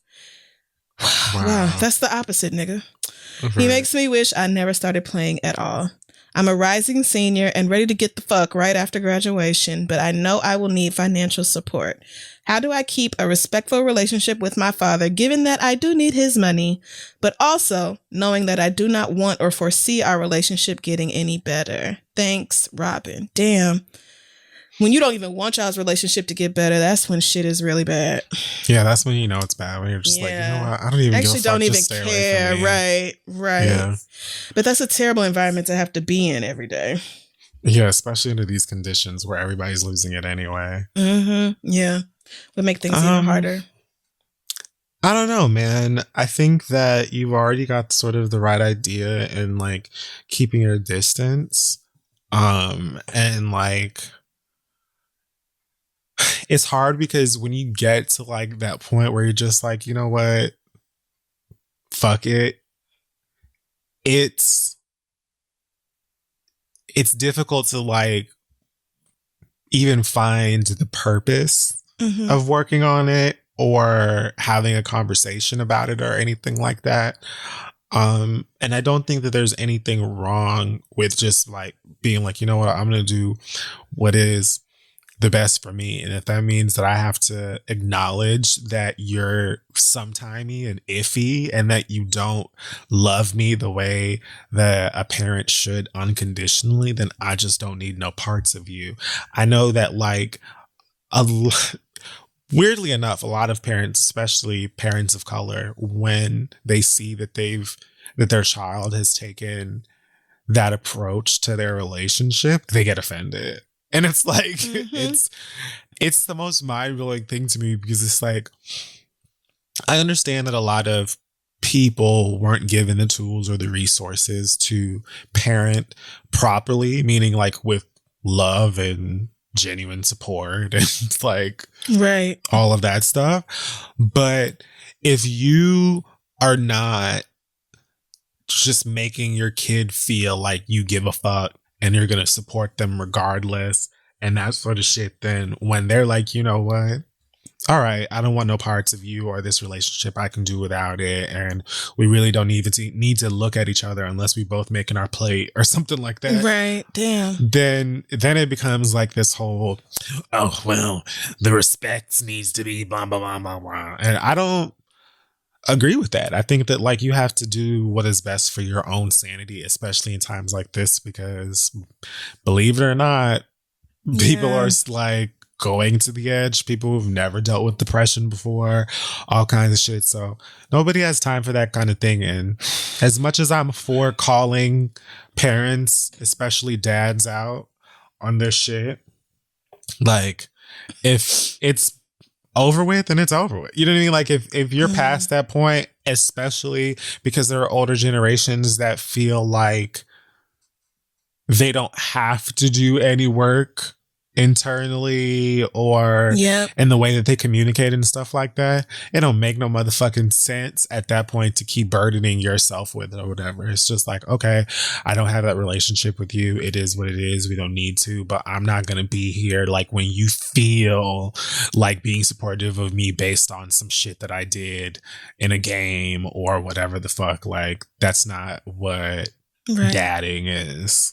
But that's my rant. It hurts to be vulnerable with your parent, especially when you're like asking them to love you and they're like, no. Right. So yeah, this is rough because you've already done what I would have suggested you do, which is be honest with your father about your feelings. And he's already let you know that he ain't here for that. That's not why he showed up today. So I would maintain my distance as much as possible. If you're graduating in May, which is now, holy shit. Yeah. So if you're graduating in the next few weeks, I would just keep my fingers crossed for a job. Really, depending on where you live, anything that I can get that will pay me enough money to get a roommate and get the fuck out. Yeah. Like, it's obviously the economic side of this is real, and you need money, you need a place to live, and all that other sort of stuff. Completely understandable. But you don't have to, there's no point in having all of your material needs met if you're depressed and anxious and sad as fuck and miserable every damn day because you live in a home where you aren't respected. So right. I would just kind of, I don't know, maybe bide my time, whatever it is, whatever you have to do to get yourself through graduation, and then start, trying to get a job wherever you can. Like, I am not the type of person who's like, oh, I have to work. I have to get a job that has to do with my degree or something I'm really passionate about, because it's just not, I have never been like that. I've always been like, I'm about these bills. Let's pay these bills. I'm all about having my own place or splitting the rent, paying these utilities, all that shit. I'm going to work whatever job I have to work in order to take care of myself, because I'm not going back to them people's house. Yeah. So, unless I absolutely have to. So, if I were you, I would keep my head down, maybe give him a taste of his own medicine, see how much that pisses him off. But otherwise, I would just be counting down the days till I could get the fuck out of there. Or if you have teammates or something like that, people that you like, when y'all graduate, y'all might be able to get a place together, something like that. I would start looking around to see who that might work out with. Anything to get me away from this person who has let me know that they don't really give a fuck.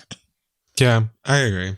And I feel like, it's also really important to talk to somebody if you need to, because like we get so many comments from people who are struggling with similar things. And I've said before, it's really difficult when it's a parent, because like they're the reason you're here. Yeah. So we feel this like obligation to make peace and make things right with them and stuff like that. But they're not like gods or machines or like anything that you can program or like plead to get the kind of emotion or reaction that you want. They're human beings, and a lot of them have their own shit that they need to deal with, and unfortunately many of them won't deal with it. But that shouldn't have to govern how you feel about yourself, how you go on about the day. And as far as like filling the space in yourself that feels like I need to be doing something because this is my dad or my mom or my grandma or whatever, and I just hate this, there are people you can talk to about that, because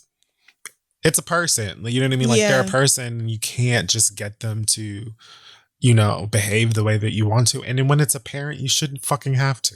Right. So, and if there's anybody in the family who can advocate for you and who he will actually listen to, because so maybe like an uncle or an older brother, men like this tend to be pretty sexist. Maybe there's somebody I mean, they do, like you could go to your mama or your sister, but he might be less likely to listen. But if there's somebody that he will actually listen to and they can advocate for you, then maybe ask them like, can you get through to this man? Because I don't want to be miserable in this house, and I'm miserable in this house.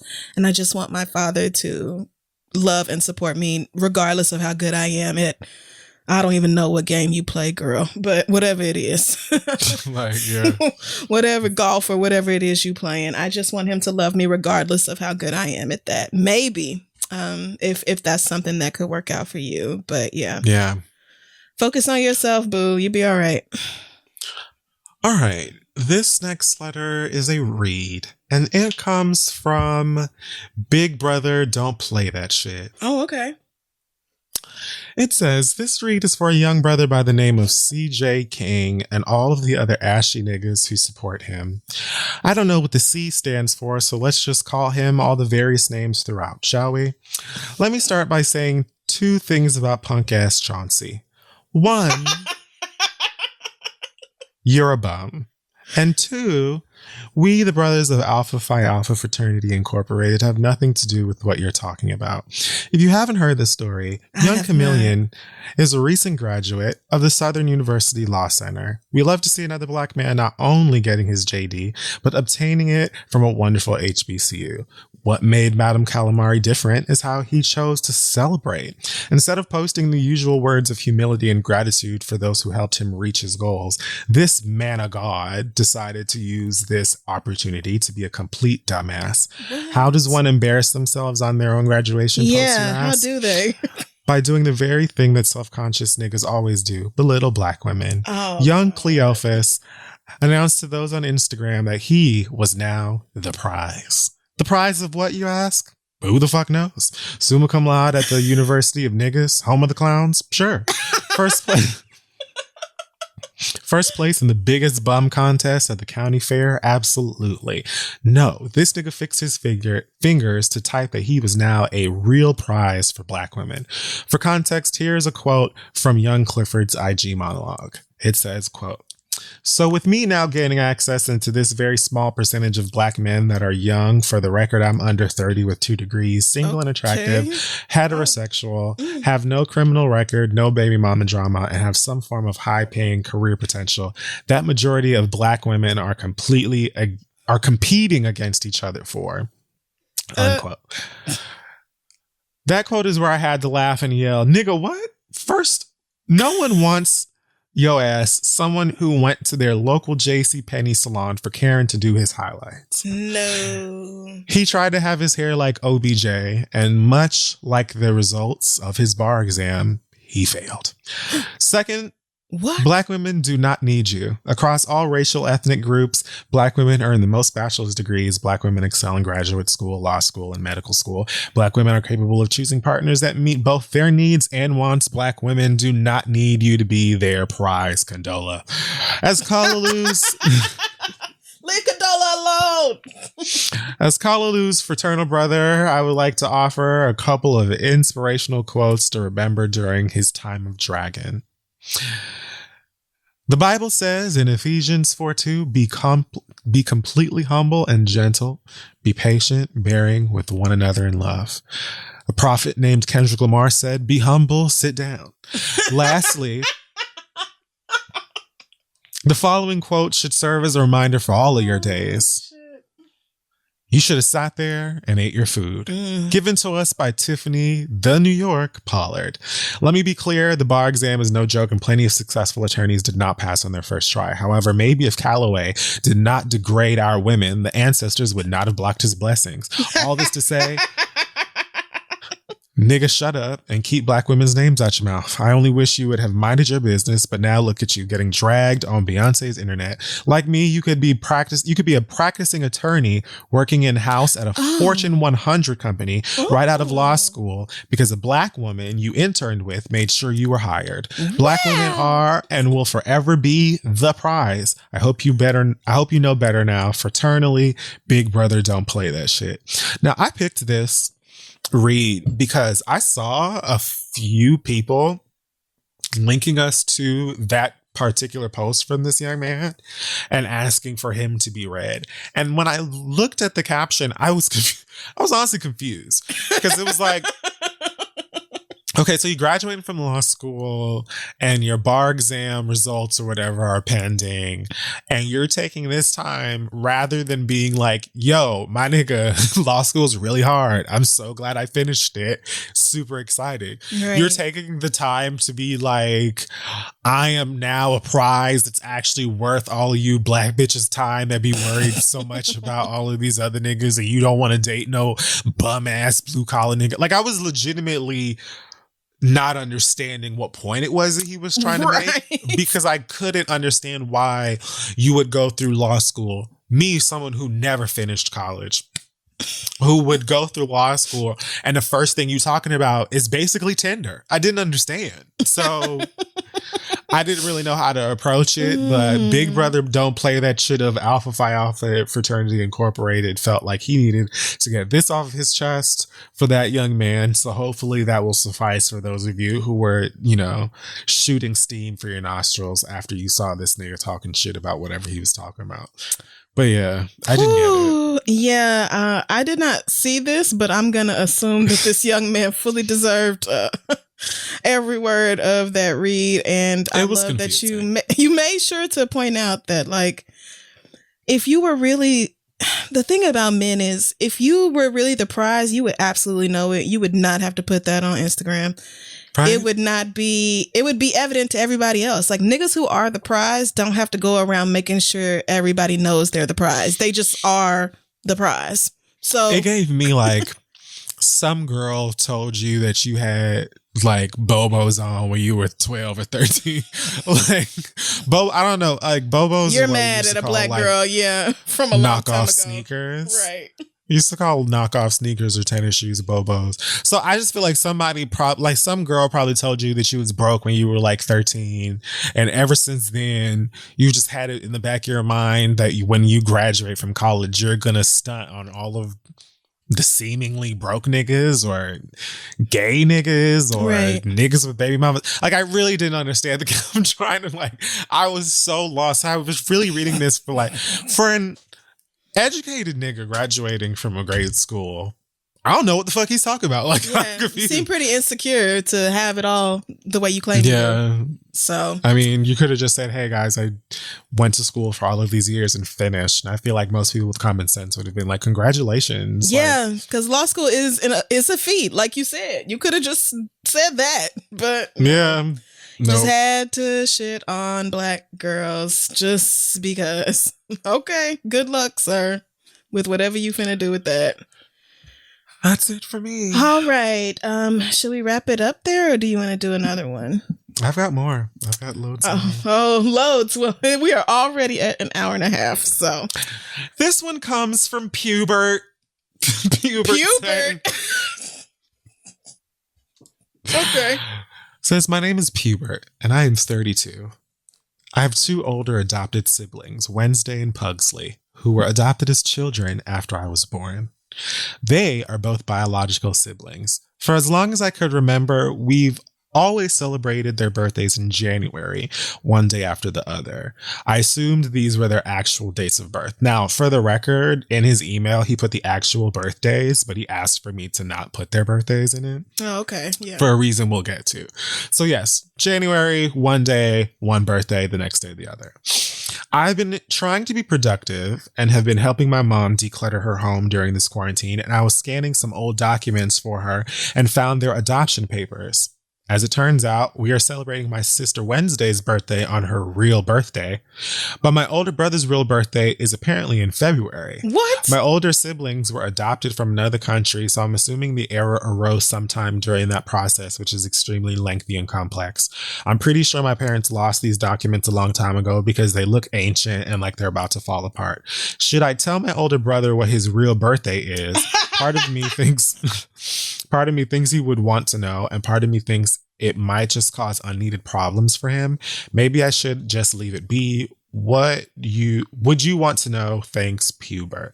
So, okay. Turns out they've been celebrating his older brother's birthday on a day that is not his actual birthday, and Pubert believes that it's possible that the parents just didn't know, or there was some sort of a mix-up or whatever, even though they have the documents. So that seems bizarre. I really don't see how your parents could have known, or could have not known, rather. Honestly, when I read this the first time, I thought to myself, maybe, like, depending on how old they were when they were adopted, maybe they were like, we're going to celebrate their birthdays a day after the other, so they just don't feel like, yeah, you know how like sometimes like when it's your birthday, your parents will give your baby sibling a present too, so they don't feel left out. Like, I was thinking maybe it's something like that, but yeah, obviously maybe I don't so. know. I mean, it could be like when they were adopted as babies, right? Small kids. So it may have been that your I'm older assuming. sister, right? Your older sister had a birthday and your brother threw a fucking fit and your mama was like, okay, your birthday is tomorrow. We're going to do a birthday for you tomorrow. It's coming. So maybe it started off as just like a way to get your brother to calm down. And she eventually she was just like, fuck it. That's your birthday now. I don't know. It could be a million different things, but I think I would tell my brother because why not? What could it hurt? Right. I was going to say, I don't see what would be the problem in even going to your parents first and being like, did you know the Bugsy's birthday is on February? Da, da, da, da, da. Yeah. And then be like, I think I'm going to tell him. You know what I mean? Like, I don't think that there should be any like huge gasps or shock if you go and tell them like I found out when his actual birthday is and I think I want to tell him. And also if he's older than you, you're 32 and they're older than you. So I feel like, you know, your brother might gag at the fact that he's been celebrating his birthday on the wrong day for however long. But I don't think that it would cause him any kind of emotional problems or things like that if he found out that his birthday was some other time.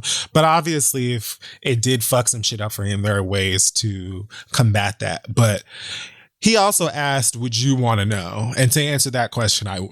Oh, yeah. I would. And in fact, if I knew that my brother knew and didn't tell me, I would be like, fuck wrong with you? How you find out some shit like that and not tell me? Because nigga, I definitely want to start celebrating 2 fucking birthdays. First of all, if you think I'm giving up my January birthday, you wrong. But I'm also taking my rightful February birthday. Like, I mean, and I'm assuming this is... In January we had cheesecake. In February we had Applebee's. I'm assuming the year is still correct. It's like probably a few weeks or a month in his birthday. Yeah, I would, you're right. Like maybe you should run it by your parents first just to make sure there's not some deep scandalous secret as to why he has a fake birthday, which, ooh, that might be just as juicy, bitch. But yeah, maybe. I would tell him, be like, nigga, you get 2 birthdays now. Look at that. Double the cake, double the Instagrams. All right, well, that should be hopefully not too much for you guys. I've got another letter here. Comes from India. Woo! It says, I think it's time that we address a situation that we've all been avoiding for far too long. Wendy's fries. What? This is a read. Oh, good. Okay. It says, first of all, let me start by saying that we appreciate Wendy's for coming through on certain things. Y'all are open at all hours of the drunken night.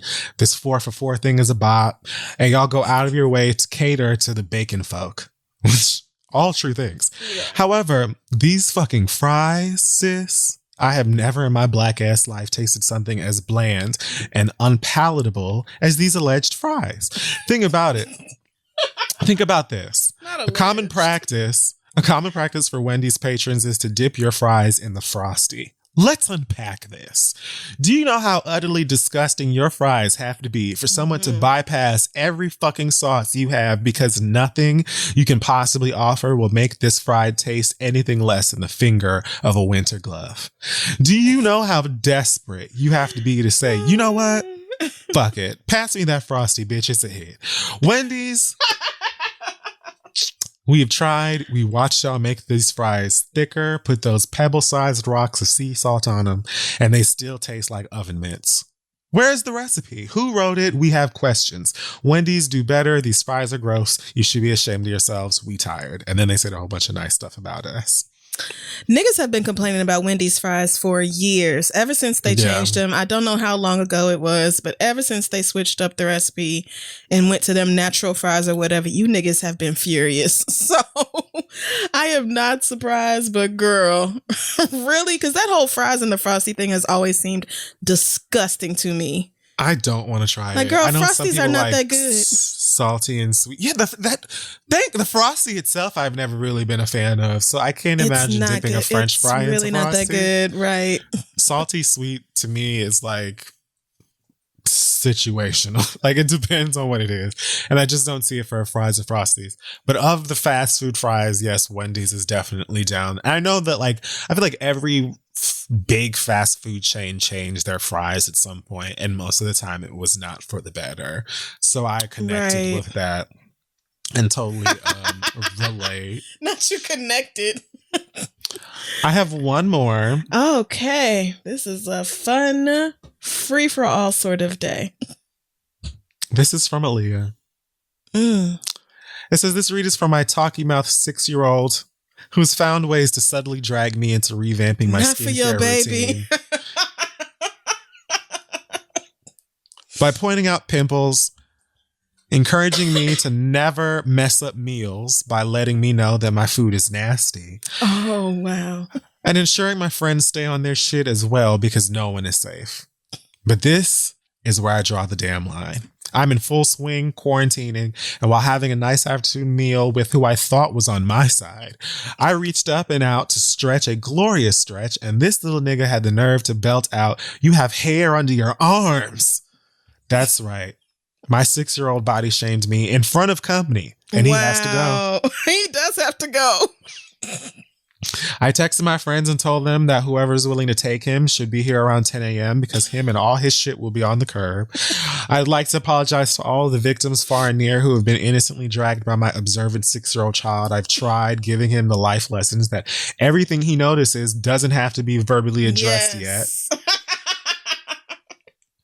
But here he is calling me out for the kiwi fuzz because it's longer than a peach, but shorter than a bush. Under my arm. Y'all are so creative. That took me the fuck out. Under my arms that I haven't tended to because the Rona has made it so that staying prepped for sundresses and tank tops is unnecessary. So my read is for my 6-year-old son, who I'm having to teach a lesson that many of you niggas' mothers never bothered to teach you. Don't body shame women, especially your mammy. Damn it. And then she says, side note, and then she goes on to say how extremely loving and smart and kind and whatever her son is because she didn't want to just read him. No, girl, you didn't have to stick that in. We know you love him, but that little nigga on your nerves. And then she said he still needs to keep his damn mouth shut, though. Thanks, Aaliyah. So thank you, Aaliyah. If you feel the need, any of you, to read your children, you can always use passttheread@gmail.com as an outlet, as well as Ask the Read Gmail if you have questions on where to leave them because you don't want them anymore. Yeah, my friends who have kids are just like, something is gonna have to give. Like, they are running away from these niggas on a regular basis. They just need a break so bad. So I know, and 6 is that age where they can communicate really clearly and they're super observant, but they don't have that filter yet of like what really should just stay a thought. And they don't have that. So every fucked up thought just comes tumbling right out their mouth, and you can't punt that nigga through the roof, you know? And you gotta be careful. You gotta deal. Because if your company laughs at it or somebody puts it on TikTok, they gonna know they're funny and they're gonna never stop doing it. Oh my God, yes. Please don't let nobody ever laugh at him. You gotta leave the room before you laugh, because if that nigga knows that he's got a good one on his hands, it's never gonna. He gonna talk about your kiwi fuzz every chance he get. He's gonna tell strangers at the Winn-Dixie about it. It's best now to just get it up out of there, because I'll be like, time. I do have hair under my arms. I'm a human being. We grow hair all over our bodies. Mommies, you know what my mom used to do? My mom used to tell my little brothers, you're going to have hair all over your bodies too at some point, and people are going to think that you're beastly. And that used to just drive them insane when we were kids, because they just couldn't. I guess they thought it was something that was specific to hairy people. like, no, I didn't get it. My brothers used to hate when my mom was like, you're going to be hairy too. Oh my God, no. So yes, it is going to happen. You are going to grow hair as well. It is a human trait. It's not, there's nothing wrong with you. That is something that is supposed to happen. But when that nigga gets a girlfriend for the first time, 6 is that age. Tell him, like, remember when you talked about my kiwi fuzz up underneath my arms when I was just trying to enjoy my Hot Pocket? Well, today is the day that I get you back. Bring her in. Right, because I got all these old ass pictures from the phone, print them out, and I'm ready to embarrass the fuck out of you. Parents, you're going to get your revenge one day. I know it. You going to get your payback on these kids. But till then, patience is required. Well, that's it for today. My computer's on 19%. Okay. Hope this suffices for you girls. If it doesn't, Blame the coronavirus. What am I supposed to do about it, bitch? I'm just one girl. Also, let us know how you feel about the 20 questions thing that we did once upon a time. I saw some people saying that would be something cute to bring back. Oh yeah, that was fun. That was a good time. This is what we've got for this week. Yeah, I will just say that this week has been harder for me than most.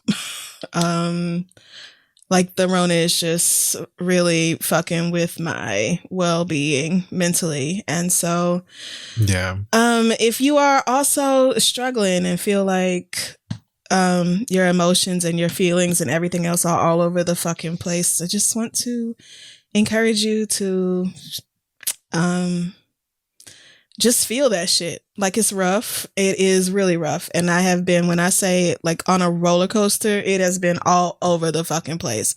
But when I feel really fucking down, I just lay down and cry or journal or whatever else I need to do to feel that shit, get it out, and then wait for the good vibes to come back along, because they will eventually. So yeah, just do your best to keep your head up. We're all in a hard ass time. Again, this is some fucking global shifting shit. You do not have to be on top of your life the way you were before. You don't have to do anything but take the best care of yourself that you can. So please do. And thank you for listening.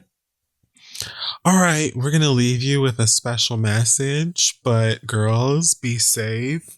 Stay at home still, please. Yes. I know a lot of y'all are just sneaking back out. like Rona has cleared. She hasn't. The girls are acting like Cass. Did you see the video that Deval posted of Cass sneaking and getting some gummies out of the garage? No. Oh, shit. And he caught him in the middle of getting the gummies, but Cass stood strong and was like, I'm cute, so you can let me have you gonna let me have these gummies. And did he let him have the gummies? Yes, you bet your ass he did. You're not gonna look at that adorable face and say, no, you can't have no That's gummies. What parents That's are what y'all against. doing. Look how kids can do. Look how they can fucking do you. Play you in your face. He told him to his face. Didn't I tell you couldn't have no gummies? And he just said it right back to him. Couldn't have no gummies? Did his little cute dance. Give him the fucking candy to mouth. Yes, but so stay tuned. I had a great chat with Kaya Wright. She's so funny, and we talked all about royal oils and taking care of our hair during the quarantine. So I hope that helps, and we'll see y'all next week. Goodbye. Hey, y'all, I know that during the COVID-19 pandemic, a lot of us are, trying to do our part. We're social distancing, we're staying at home, but that means that it can be tough to keep your hair looking good and fresh because you can't go to the salon. So that is why we have invited on Kaya Wright, who is an Emmy-winning celebrity stylist for Jennifer Hudson, Ciara, and many, many more big names. Kaya, thank you so much for being here. Look at you, girl. Yes. Hey. And your hair is looking good in the quarantine. I see that. You know what? If you knew me, you probably will understand I'm just pressed to death. But aside from I'm really one of those friends that you hate because I'm always like, girl, you gotta try this new lipstick. You gotta put something on. You gotta. Okay, let me help you with your hair. I'm the friend that's like getting on your nerves. So you love her, hate her. You love and hate her. Right. I love that. Talk to you guys. So nobody wants to listen to anybody who doesn't look good, right? Well, I mean, if you're a stylist, then yeah, it's kind of like I need you to know what you're talking about. Don't coming to me for advice, so I better look the part. Because trust me, I don't want to. I want to just wake up with my scarf on. But I was just talking about it earlier. I was like, the interesting thing is motivating from home is kind of hard. It's not an easy thing to just get motivated when you're at home to put on hair, to put on makeup, and do the whole thing, So it's more easier to give yourself your hair, your skin, your everything a break, to treat it, to take care of it, to do that sort of thing, and rest. That's really what you want to do, right? You know what? That's a good point. I know that as a stylist, you kind of have to be up on trends, what's going on, now and what your personal favorites are, things like that. Are you seeing more people kind of embracing natural hair with everything going on? Is there anything that you think is particularly notable about natural hair trends these days? I think that everybody's really just getting a grip. 21 days makes a habit, right? So we're just really getting into the habit of being home, having to really, companies are readjusting their policies and trying to figure out, we're going to do wave cams once a week, twice a week, every day. Like, everything is definitely like changing right as we speak. So I think people are just getting an opportunity to I think if anything, people are going through the trend of, I don't got to do anything. To be honest, right. You're like free and you're chilling. Your eyebrows are brushed and tamed, and you got your curly hair free, right? I think this is the opportunity. The trend is, I'm just taking a little stop on every level: hair, skin, makeup, clothes. Everything. I got to get into these children. I got to try to balance it all. I think to me, I think that's the trend. I don't think people are at home thinking about how I'm going to do my next hairstyle. Or if they do have to go on webcam, I found that a lot of my clients, some of them are coming to me with that whole, I got to be a camera guy. What am I going to do with these grades? How am I going to take care of my hair? Like, what am I going to do? Yeah. I am having some of those conversations. Can you help me do my color touch-ups? Colors probably fun. Even when we call the color stores, they don't have a lot of stuff, and they're jacking the prices up like crazy. Right. And I mean, coloring is one of those things where you really need to go to somebody who knows what they're doing. You do. You is not the first, DIY project you want to take on. And for Black women, especially, our natural hair can mean so many different things to us, just across the board. So I wanted to ask real quickly before we moved on, what specifically does wearing your hair in a natural style mean to you? Because I know, for some of us, it's this big spiritual awakening and this whole journey where we take off the old and embrace the new. And then for some of us, it's like, I cannot be bothered with getting relaxers and all that. So I just went natural. So where do you fall on that spectrum? What does natural hair mean for you? Well, personally, I would just say, even for me, like today, just getting ready, I'm just like, I just don't feel like putting a wig on. I don't really want to do anything. Girl, let's talk about it. I always tell everybody, get you a pack of synthetic hair, because you can braid it. You can, if anything, all women know how to do a ponytail. Mm-hmm. And even my last segments, I did a whole scalp care regimen, and I did a whole thing from when I went from the doing the royal oil system care for my scalp. That really was a natural instinct for me. Let me do my regimen, then let me just figure out some natural hairstyles that I can do. But you're at home, girl. You kind of don't want to put the wig on if you don't have to. Sometimes I'll put my wigs on as falls or whatever. But natural hair for me is just not putting the wig on and just wearing my natural hair. Got you. I do not have a relaxer. So I'll just put my hair in ponytails. I'll do it into cornrow braids. I'll just play in the natural hair space. So that's what it is. Yes, I understand, because I have so many wigs. I am a wig connoisseur. I love them. You do? I do. I have so many, but I have not been wearing them, obviously, because it's like, who is really going to sit here and braid my hair, first of all? I'm not going to do it, but I'm so glad you brought up Royal Oils, because they sent me the whole line and I love it. But that Instant Soothe Scalp Elixir might be my favorite, because when you have had your hair in cornrows with that wig and you finally take it off and you get to put some of that elixir, oh my God. Right? I was just like, oh, my scalp needed this so bad. Thank you, God. So yeah, it's good. It's good. Yeah. The great thing about it is that you can really, I like it because I consider it a system, a real scalp care system. And when you can, in order to have healthy hair, you gotta have a healthy scalp. That's number one. That's rule number one. If your scalp is healthy, your hair can't grow out healthy. And the thing about the system is use it for at least 3 weeks so that you can really get your hair used to being on a regimen. That's the thing. Mm-hmm. People want instant results, but you can't have anything instant if you don't stick with the regimen. 3 weeks, at least give your hair week 1, week 2, week 3. Then you can start to see a difference in your hair, the way it feels and the texture. But one of the things I noticed instantly is people are always like, what? I mean, something as simple as what kind of shampoo should I use? I love it because, it's definitely for itchy, dry scalp.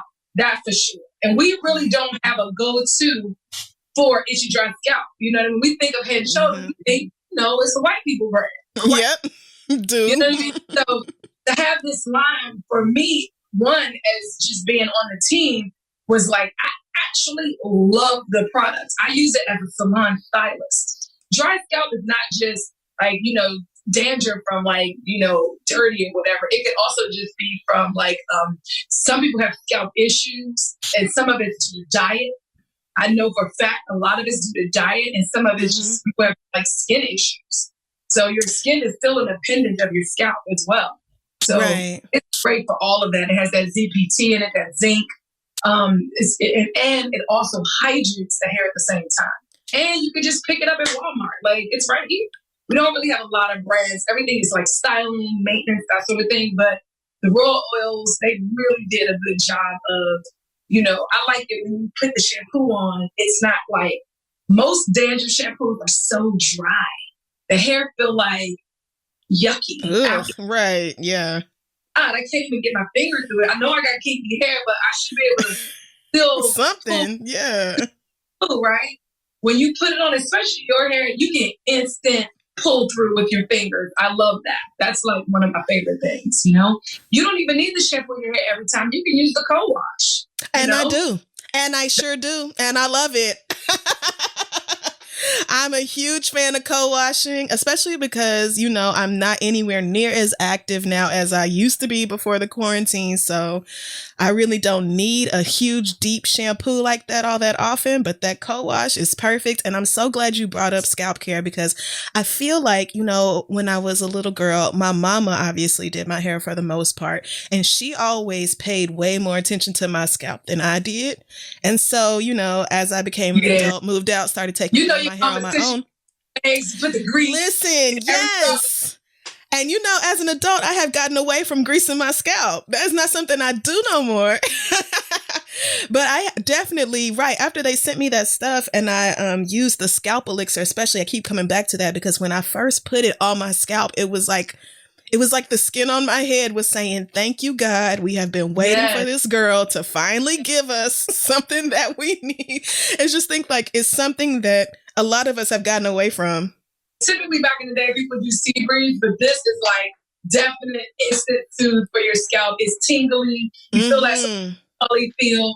And then your hair don't feel like crap afterwards. It literally, I've been to the lab, so I know the time they take to create these really built with us in mind. And that is what makes me feel good about just kind of being on their team, I can attest to that because it's not just wigs. I've had, braids and twists, that sort of thing before. And just being able to put something, because oils by themselves, they don't really give you that. Remember back in the day they had the sulfur-8?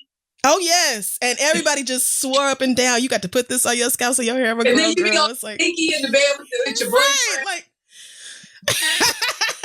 I was like, why we gotta be ugly and feel ugly and like when this ugly smell? Right.